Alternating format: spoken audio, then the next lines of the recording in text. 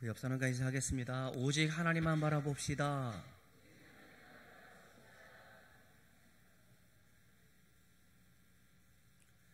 여러분, 공항에 갈 때는 뭘 가져가야 됩니까? 예? 그거는 해외여행 갈 때 필요하죠? 공항에 갈 때는 승차권이 아니고 뭐라 그럽니까? 항공권을 가져가야 되죠? 그죠? 또 잊지 말아야 될 게 뭔지 압니까? 신분증을 꼭 가져가야 됩니다. 국내 비행기를 타더라도 신분증을 가져가야 돼요. 근데 제가 급하게 오느냐고 신분증 든 지갑을 안 가져왔어요. 이거 어떻게 해야 됩니까? 그 핸드폰 안에 승차권이 있기 때문에 보여주면 되는데 신분증이 없어서 난감하더라고요. 그래서 뭐가 필요하냐 했더니 여권, 그 다음에 주민등록증, 운전면허증 외에 아무것도 안 된다고 그러더라고요. 나 곤란하잖아요. 가긴 가야 되는데. 가방을 뒤져봤더니 학생증이 있었습니다. 학생증에 될까요? 안 될까요? 안 돼요. 안 됩니다. 아까 말한 그 세 가지는 안 됩니다. 근데 그 학생증이 뭐라고 되냐면 총신대학교 이렇게 써 있잖아요. 그 사람이 그 학교를 아는가 봐요. 목사님이세요? 그러더라고요. 그러면서 저를 보내준 적이 있어요. 여러분 고발하면 안 됩니다. 예. 제가 학생이고 목사라는 사실 때문에 통과했다는 것은 그냥 웃을 수 있는 이야기라 생각을 합니다.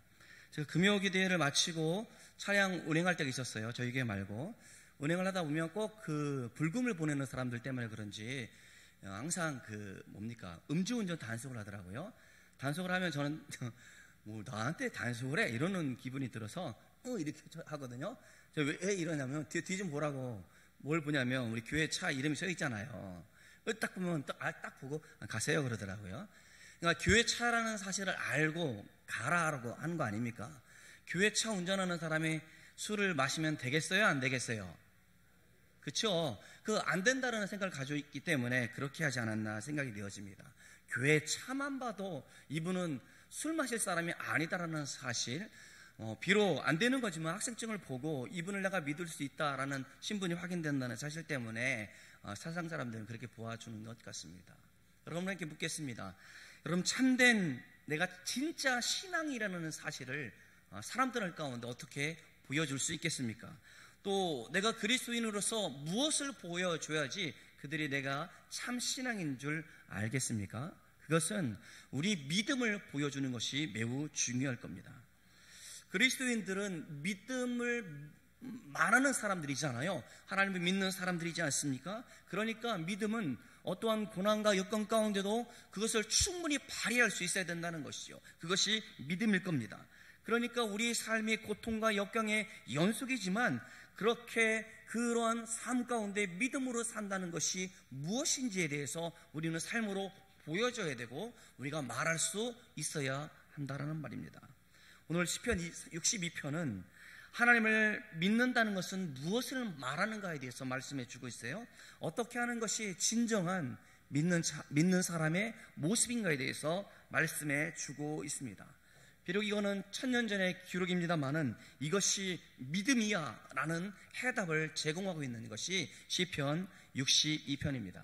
이 오늘 본문의 말씀을 가지고 여러분들과 같이 세 가지 제목으로 같이 말씀을 은혜를 나누고자 합니다. 우리 첫째 따라 해봤으면 좋겠습니다. 오직 하나님만을 바라라.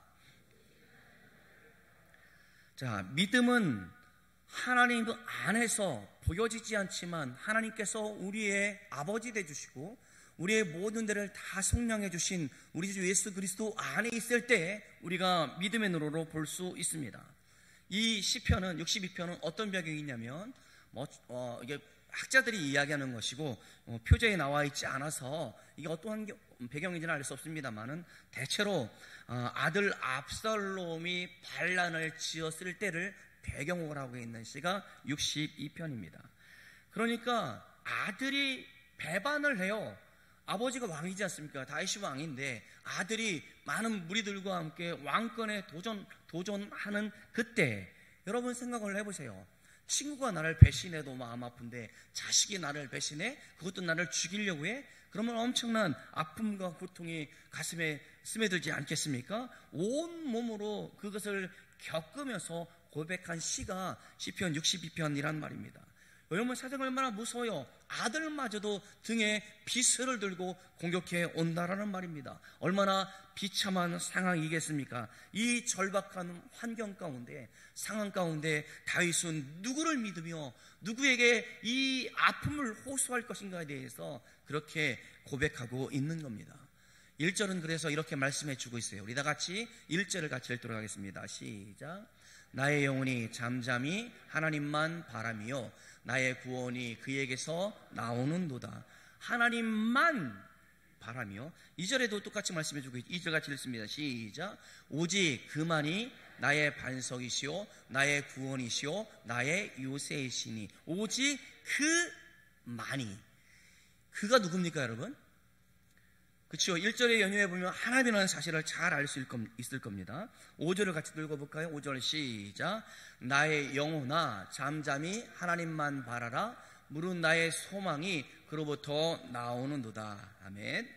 요 62편 12절밖에 안 됩니다만은 6번이나 만이라는 단어를 사용하고 있습니다. 그러니까 오직 하나님만이라는 뜻으로 사용하고 있다는 것이죠. 그런데 여러분 1절을 가만히 보면 우리 한글 성경에는 번역해서 이렇게 나옵니다만은 이 원문 히브리어 성경에 보면 동사가 하나도 나오지 않습니다. 그러니까 명사로 문장을 이어가고 있다는 것이죠. 이게 어떤 어법이냐면 무언가를 특별히 강조하고자 할 때, 핵심을 말하고자 할 때 이렇게 명사로 문장을 연결해주고 있습니다. 그러니까 확신이 없으면 확신을 표현해주기 위해서 동사 없이 명사만 사용하고 있는 겁니다.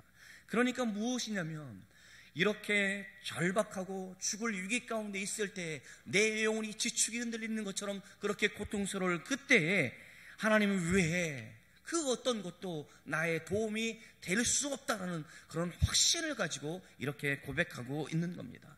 확고부동한 신념을 표현하기 위해서 1절에는 명사로만 단어를 연결해 주고 있다는 겁니다. 이게 무슨 말이에요? 내 전인격이 온전히 하나님만 바라보겠습니다. 내 모든 것을 다하여 하나님만 의지하겠습니다. 라는 고백의 표현이지 않겠습니까? 이게 참된 믿음이지 않겠어요? 참된 믿음이란 이 세상에 그 누구도 그 무엇도 나의 구원이 되지 못함을 아는 것이 참된 믿음입니다. 오직 하나님만, 오직 주님만이 나의 구원자 되심을 아는 것, 그것이 참된 믿음이란 말입니다. 그런데 여러분, 많은 경우 하나님을 믿는다고 하면서 하나님도 믿고 세상의 물질도 의지하는 사람들이 있었습니다. 그것은 우리들만의 이야기가 아니라 성경에 특히 하나님께서 택하여 구원했던 이스라엘 백성들도 여호와 하나님도 섬기고 바알 신도 섬기는 짬뽕 신앙을 가지고 있었던 그들이었습니다. 현 시대를 살아가는 우리는 더욱더 그런 것 같아요. 하나님도 섬기고 세상의 가치관을 따라 세상의 이념과 사조를 따라 살고자 하는 것이 우리들의 모습이지 않습니까? 하나님도 믿고 세상도 의지하고. 이게 뭐예요? 이 남자도 좋고 저 남자도 좋고 이름하여 양다리 신앙. 여러분, 이거 옳지 않습니다. 그런 걸 가지고 우리는 참된 신이라 말할 수 없다라는 것이죠. 무슨 예화가 있습니다. 한 성도가 꿈을 꾸었습니다. 꿈을 꾸는데 어떤 꿈을 꾸었는지 압니까? 절벽에서 떨어지는 꿈을 꾸었습니다. 떨어지다가 간신히 나뭇가지 하나를 붙들었습니다. 구사일생으로 살아났는데 시간이 지나면 지날수록 나무가 손에서 그 나무가 빠지는 것을 느끼게 됩니다. 나뭇가지를 붙잡고 소리칩니다. 여보세요, 나 좀 도와주세요, 살려주세요. 그렇게 이야기를 합니다. 그랬더니 어디서 작은 소리가 들립니다. 나 여기 있다. 그러니 누구세요? 그렇습니다. 그랬더니 말하기를 나 하나님이야. 내가 믿고 있는 하나님. 그랬더니 이 사람이 더 크게 외칩니다. 하나님 살려주세요 라고 했더니 하나님이 말씀하십니다. 그래, 그러면 염려하지 말고 손을 놓아 내가 구원해 줄게. 그랬더니 그가 한참 생각하다가 이렇게 말했습니다. 거기 다른 사람 없어? 여러분, 이게 우리들의 모습 아니에요? 하나님을 믿지만 세상을 더 의지하고자 하는 그런 예화이지 않겠나 싶습니다. 사랑하는 여러분, 오직 하나님만이, 오직 주님만이 우리의 구원자 되심을 믿을 수 있기를 주님의 이름으로 축원합니다. 다윗의 이러한 고백 율법은 깊은 체험에서부터 나오는 것 아니겠습니까? 그가 목동이었을 때 야수로부터 양을 보호할 때부터, 그리고 왕이 되어지는 과정들 가운데 사울 왕이 자기를 죽이려고 했을 그때, 또 지금 자기의 아들이 등 뒤에서 칼을 꽂으려고 하는 그때, 그런 깊은 체험 가운데 나타났던 것이 무엇입니까? 세상에 믿을 것 하나도 없다라는 사실, 오직 하나님만이 나의 믿음의 대상이고 하나님만이 나의 구원자 되심을 고백하고 있는 것이죠. 사랑하는 여러분, 그렇습니다. 여러분, 세상을 의지하는 건 그럴 수 있습니다. 그것도 중요합니다만 가장 중요한 것은 그 어떤 것도 우리를 돕지 못하지만, 여러분이 하나님만을 바라볼 때, 하나님만을 의지할 때 하나님께서 도우신다는 그런 믿음의 고백이 저와 여러분들 가운데 있기를 주님의 이름으로 축원합니다. 두 번째 따라해 보겠습니다. 시시로 하나님 앞에 마음을 토하라.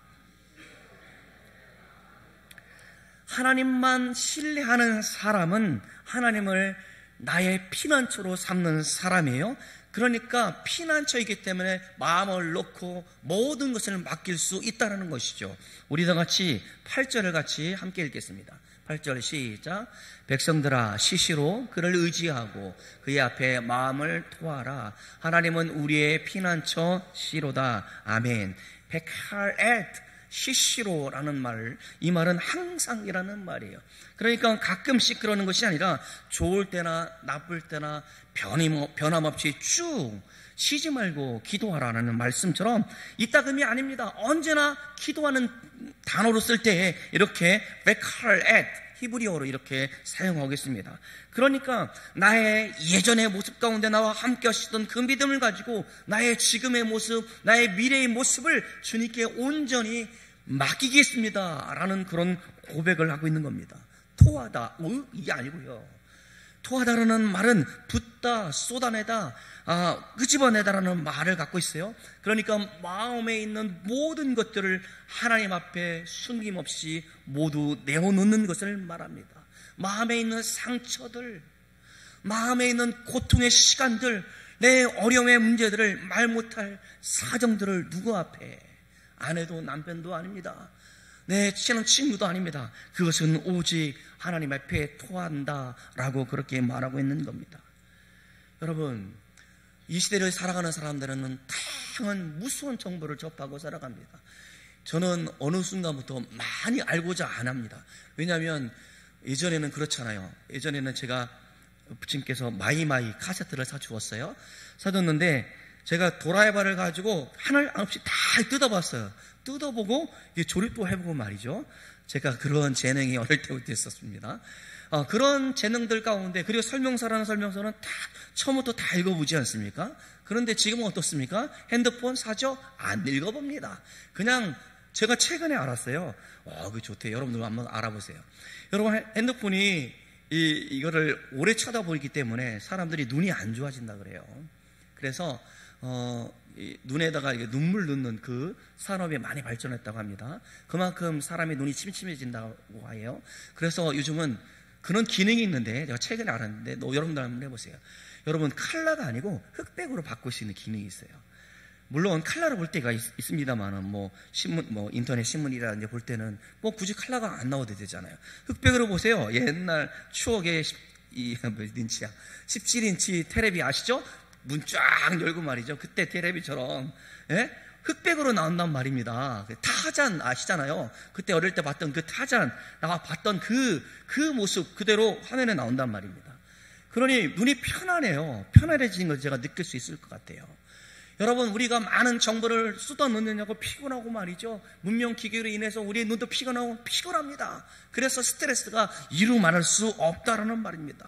우리의 마음의 병은 깊어지고 아픔들, 고통들이 있단 말입니다. 그러나 여러분, 그러한 모든 스트레스, 마음의 질병들을 누구 앞에, 하나님 앞에 내어놓을 때 우리가 그 안에서 안식할 수 있고 자유함을 누릴 수 있다는 고백이 저만의 고백이 아니고 여러분의 고백이 되어졌으면 좋겠습니다. 욕쟁이 할머니 집 아시죠, 여러분? 저 포천인가요? 양평인가 근처에 가면 그 욕쟁이 할머니가 운영하는 집이 있어요. 그분은 막 손님들한테 욕을 해. 요즘 아마 내가 볼 때는 요즘 시대에 육정이 할머니 집 장사 잘 안 될 겁니다. 누가 예전에 좀 나이 드신 분들이라든지 그런 분들이나 가지 않을까 싶습니다. 그런데 여러분 가만히 보면 저만 그런가? 아니면 여러분들도 한번 생각을 해보세요. 옛날에 어머니들은 욕을 참 잘했어요. 욕도 뭐 비렴도 시작을 해서 뭐 얼마나 많은 욕을 했는지 모르겠습니다. 제가 그 이해해요. 왜냐하면 얼마나 그때 시어머니가 무섭습니까? 그 시집살이가 얼마나 힘듭니까? 그러니 말이죠. 이걸 좀 풀어야 돼요. 그러니까 욕을 많이 했던 것 같아요. 이 분위기 이상하다. 우리 어머님은 그렇다고 고백하는 것 같은데 여러분들도 그랬습니다. 여러분, 내가 안 되니까 빨래터 가면 말이죠. 애꿎은 빨래만 말이죠. 두드러 패고 말이죠. 그러면서 그 아낙네들끼리 이야기하고 욕하고 그렇게 하고자 풀었던 모습들이 있었다라고 봅니다. 여러분, 그런데요, 세상 사람들한테 아무리 그렇게 퍼붓고 우리가 마음을 쏟아낸다 할지라도 하나님 앞에 우리의 마음을 토하는 것만큼 우리의 기쁨이 될 수 있고 우리의 행복이 되어줄 수 있고 우리에게 용기를 주는 하나님 외에 우리 그 어떤 것도 우리 가운데 줄 수 없다라는 겁니다. 20세기에 가장 영향력이 있는 사람들 가운데 기독교에 영향력을 준 사람 가운데 한 사람이 C.S. 로이스입니다.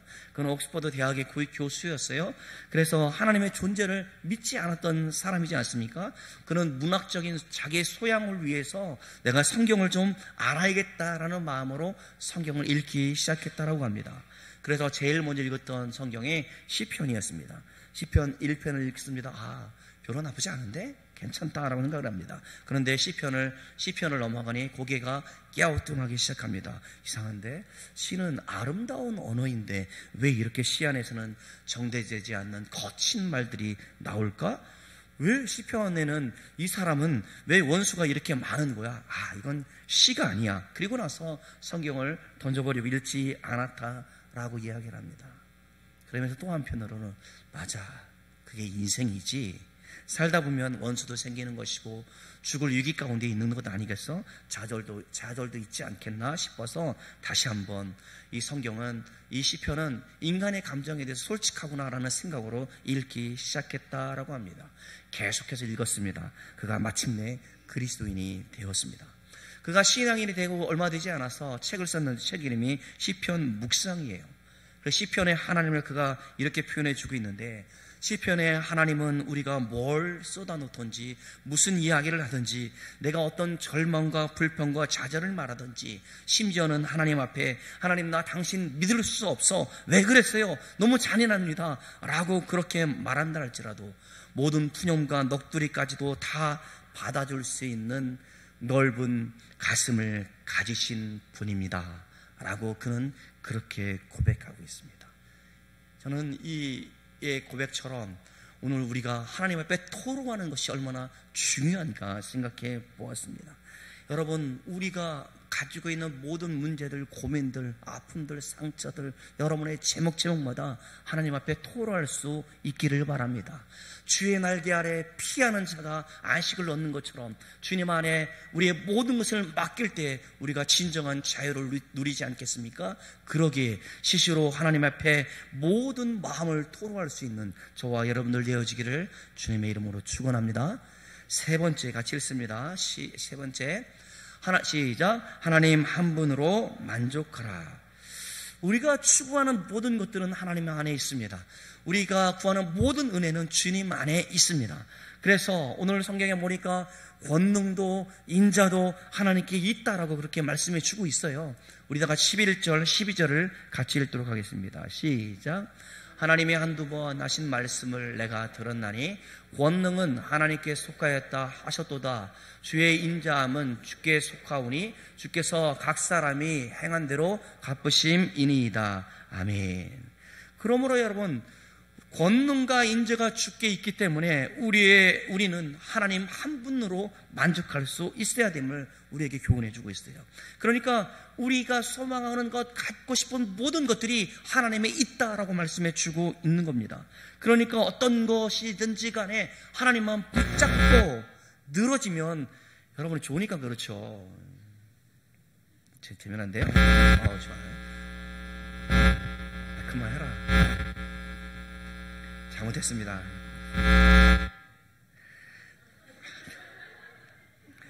여러분, 하나님만 붙잡고 늘어진다는 표현이 그렇습니다만 하나님만 붙잡아야 됩니다. 하나님만 붙잡아야 돼요. 하나님만 붙잡을 때에 그 안에 다 있기 때문에 그렇습니다. 그래서 잠언 22장 4절, 제가 늘 항상 이 말씀을 좋아하는데 여러분들도 감상하면서 그렇게 기도했으면 좋겠습니다. 다 같이 읽어봤으면 좋겠어요. 시작. 겸손과 여호와를 경외함의 보상은 재물과 영광과 생명이니라. 아멘. 뭐라고요? 재물, 영광, 생명이다 말씀해 주고 있다는 것이죠. 그러니까 온전히 주님을 붙잡고 하나님을 의지해 살아가는 사람들 가운데 우리에게 주시겠다는 겁니다. 저는 그렇게 구합니다. 왜냐하면 하나님을 만난 이후에 이러한 복을 우리 가운데 주신다는 사실을 알기 때문에 구하고 있습니다.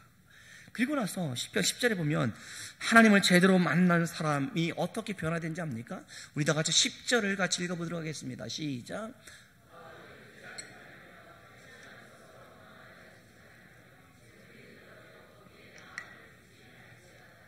예? 재물이 늘어도 거기에 뭐라고요? 마음을 둘 거예요, 안 둘 거예요? 내가 어느 집을 샀는데 갑자기 엄청나게 뛰었대. 되게 좋아하더라고요. 뛰었어도 그 집 하나잖아요. 거기서 살잖아요. 또 팔아도 다른 집 살려면 그만큼 올랐다니까. 똑같은 거예요. 오르든 떨어지든 내 집에서 사는 것. 그런데 여러분, 오늘 이 말씀에 보면 돈에 연연하지 않겠다, 마음을 두지 않겠다, 이미 내 가치관이 변화되어져 있는 겁니다. 세상은 부동산이 오르면 좋고 말이죠, 내가 가지고 있는 것들이 많아지면 좋다라고 말하고 있습니다만 우리는 그 가운데 내가 마음을 두지 않겠다라고 말하고 있는 겁니다. 얼마나 놀라운 변화이겠습니까? 사랑하는 여러분, 우리가 힘을 가졌으면 얼마나 가졌습니까? 그거 자랑하시겠습니까? 여러분, 오히려 힘이 있을 때 더욱더 자제하고 겸손한 것이 필요하다 생각이 되어져요. 우리 정치 위정자들을 위해서 기도할 때 저는 항상 그들을 위해서 기도할 때마다 부정부패에 연루되지 않기를 위해서 기도합니다. 그들이 가지고 있는 추의를 가지고 말이죠, 회사의 정보를 얻어가지고 말이죠, 주식을 투자한다든지, 그거 불법이지 않습니까? 그거 옳지 않다라는 말입니다. 또한 우리가 남의 눈물을 흘리게 하면서 탈취하여 얻은 것들에 대해서 자랑하는 그 사람, 옳지 않습니다. 또한 오늘 말씀처럼 재물이 늘어도 우리가 그것에 마음을 두지 않는, 그러니까 정함이 없는 재물에 소망을 두지 않는 것이 필요하지 않나 싶습니다. 그것이 우리의 가치관의 변화입니다. 세상은 그것을 추구하고 돈이 많아야 우리가 행복하다 말하지만 돈이 적어도 나는 행복하다 말할 수 있는 사람, 그 사람이 성도이지 않습니까? 우리가 바라보는 것이 달라졌다라는 말입니다. 우스갯소리로 정승집 개가 죽으면 문상을 와도 정승이 정작 죽으면 문상하지 않는다면서요. 여러분, 사람은,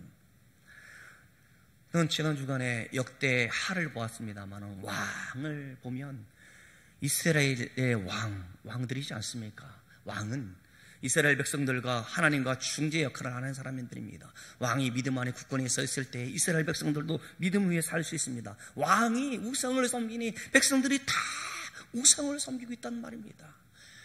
그 사람들을 볼 때마다 사람은 다 똑같다라는 생각이 들어져요. 사람은 부패한 심성을 가지고 있다는 것이죠. 그래서 사람은 믿을 수 있어요, 없어요? 믿을 수? 옆 사람한테 쳐다보면서 얘기해 봅시다. 믿을 수 없어요. 믿을 수 없어요. 여러분, 사람은 믿을 대상이 아니고요, 사람은 사랑할 대상이에요. 여러분, 저는 그리스도인들이 가장 중요한 것은 우리가 어떠하든지 간에 하나님의 사랑 때문에 사랑할 수 있단 말입니다.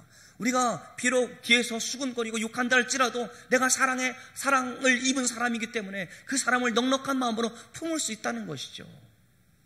사람은 믿을 대상이 아니고 사랑의 대상이라는 것입니다.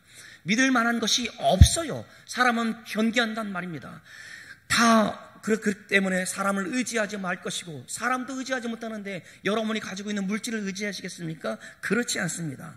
행복은 돈의 액수가 아니라 만족함의 크기와 비례한다라고 말하지 않습니까?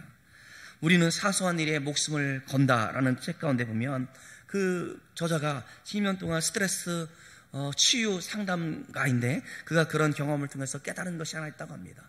많은 고민을 하는 사람들 가운데 아주 똑같은 증상이 있는데 그 증상이 뭐냐면 자신이 가지고 있는 것이라든지 자신이 처한 거에 대해서는 전혀 생각을 안 한다는 것이죠. 이게 무슨 말이냐면 내가 누리고 있는 것들, 내가 있는 것들 가운데 관심이 없다는 겁니다. 그저 내가 지금 누리지 못하는 것들, 내가 가지지 못하는 것들 거에 대해서 많은 관심을 가지고 있다는 겁니다. 거기에 온통 초점이 맞춰져 있어요. 그러니까 이게 무슨 말입니까? 오직 그러한 욕망 지향적인 세계관을 가지고 살아가고 있다는 겁니다.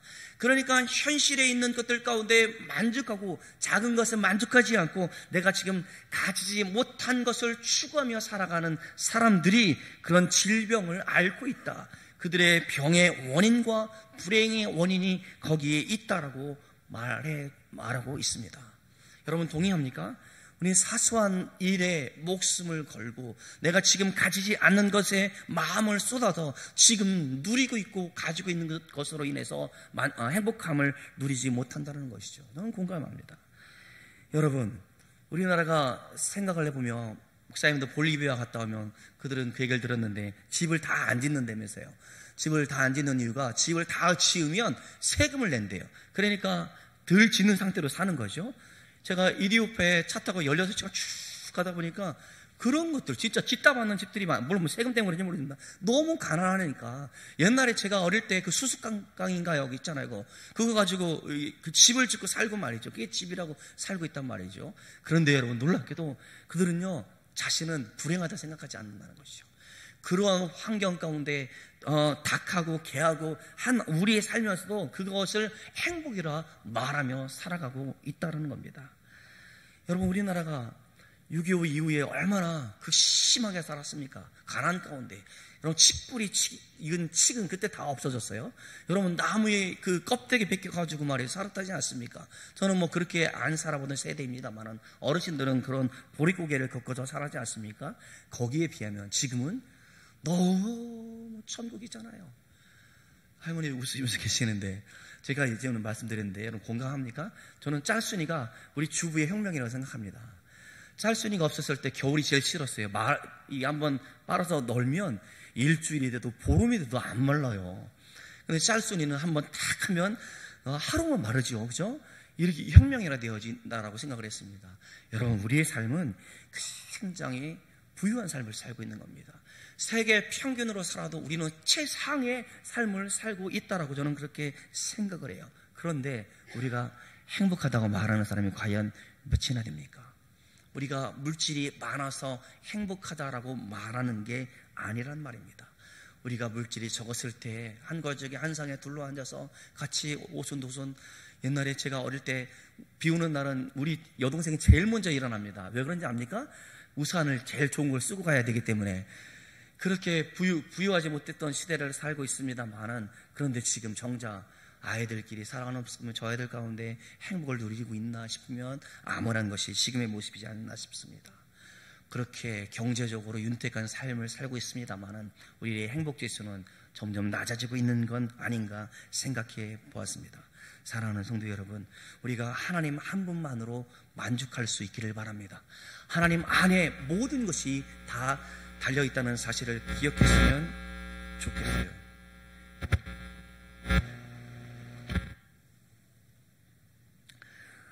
오직 하나님만 의지하며 사는 그것이 믿음입니다.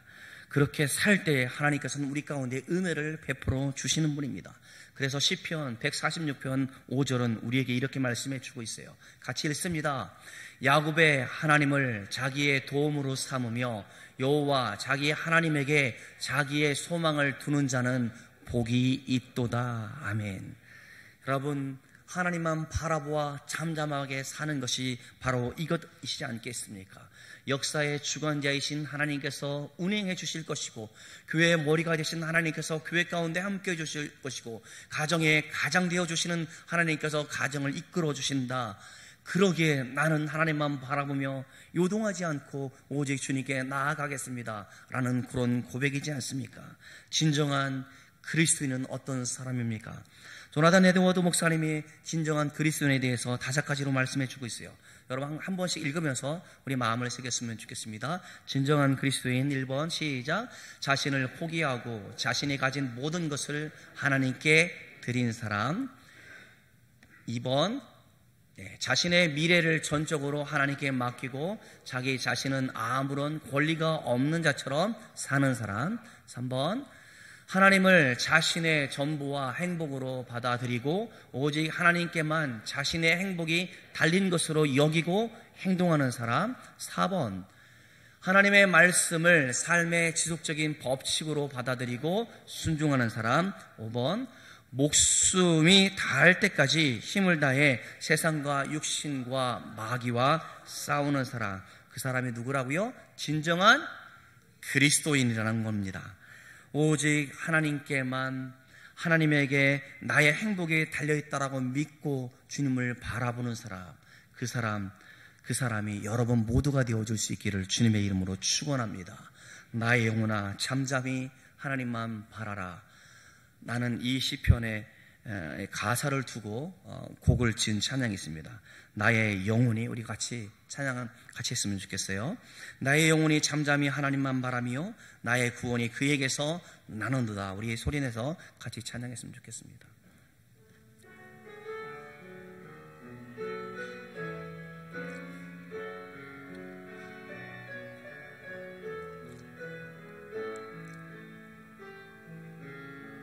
나의 영혼이 잠잠히 하나님만 바라며 나의 구원이 그에게서 나는도다. 나의 영혼아 잠잠히, 나의 영혼아 잠잠히 하나님만 바라라. 나의 소망이 저에게서 나는도다. 오직 주만이 나의 반석, 나의 구원이시니 오직 주만이 나의 산성, 내가 요동치 아니하. 2절 나의 영혼이 간절히, 나의 영혼이 간절히 여호와를 갈망하며 나의 입술이 여호와를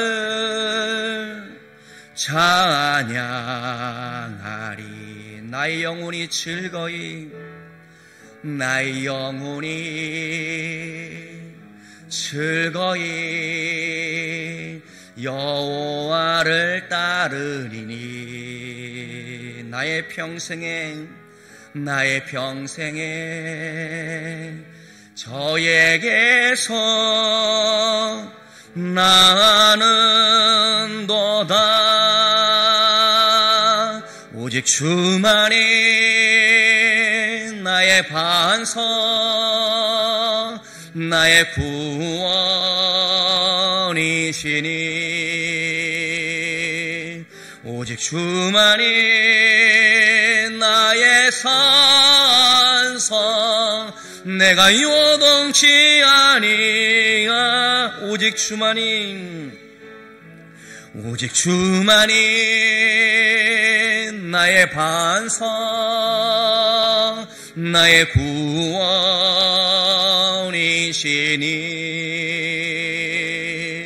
오직 주만이 나의 산성, 내가 요동치 아니하리.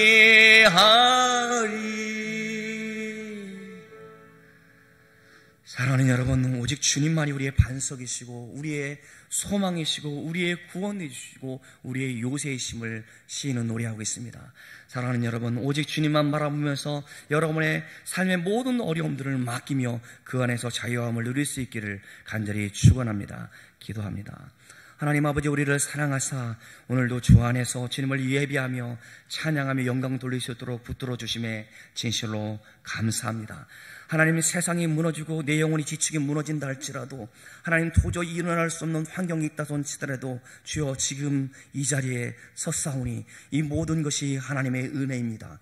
주여, 우리가 찬양을 드리고 마음을 드리고 기도를 드리며 이 시간 주의 말씀을 마음에 새겼사오니 다시 한번 일어나 하나님의 진정한 그리스도인의 사람으로 살아갈 수 있도록 우리를 붙들어 주옵소서. 우리의 전부 되어주시고 우리의 모든 것 되어주시는 하나님을 나의 구주로 섬기며 하나님만 바라볼 수 있는 모든 성도들 되어줄 수 있도록 주여 역사하여 주시옵소서. 감사드리옵고 사랑이 많으신 예수님의 이름으로 기도드리옵나이다. 아멘.